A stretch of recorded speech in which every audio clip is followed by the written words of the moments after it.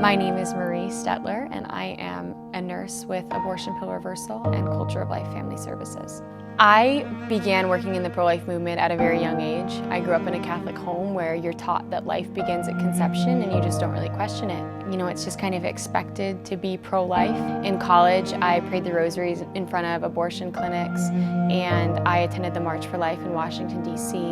But it actually wasn't until I found myself in an unplanned pregnancy that my beliefs were really questioned and really put to the test. And I was dating a man about twice my age. He had a lot of money. I was in my last semester of nursing school, didn't have a lot of money, and felt very pressured when I found out that I was pregnant to go ahead and go through with an abortion without really researching other pathways or having any assistance. And a Planned Parenthood just happened to be literally 2 blocks away from me, where I lived downtown. So I Googled different abortion possibilities and options, and I found this abortion pill. And I just remember thinking, oh my gosh, this is perfect. I don't have to tell anyone. I was maybe 4.5 weeks pregnant, and at that point I kind of just thought, this must just be a clump of cells. It doesn't really matter. I can go take this pill. I don't have to tell a soul, and I can literally become unpregnant. And that's just the lie that it sells people, and I totally bought into it. So I went and I took that pill, and the second I walked out of that Planned Parenthood, I think that kind of this veil of fear was lifted, and no longer was I working in a fight or flight response trying to garner some sort of control over my future, but I could actually see now what a horrible mistake I had just made and feel this just palpable regret that I realized that was not the decision I wanted to make, but it was a decision that I was pressured into by fear, by kind of a lack of what I thought were options, and by pressure from outside sources. So I Googled abortion pill regret when I got home, and I found this website called Abortion Pill Reversal.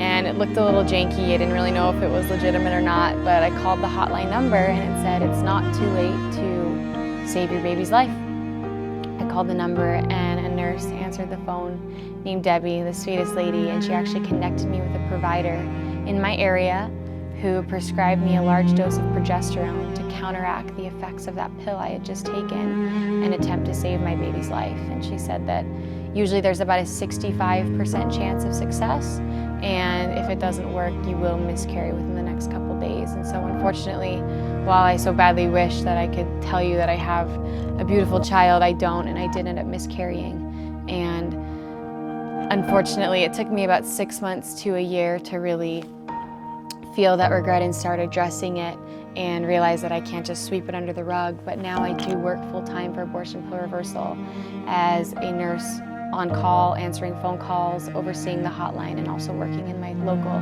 pregnancy medical center to do ultrasounds and help these women not make the same mistake that I made. When I meet women who've had an abortion, and if there's one glimmer of hope that I can tell them, is that oftentimes when I look at my own life and I look at the ways that I've been built up and that God has really used me, He doesn't take those pieces that are beautiful and what the world really wants, but rather takes the shattered glass on the floor that I think is dusty and dirty and unwanted and makes that into this beautiful stained glass window.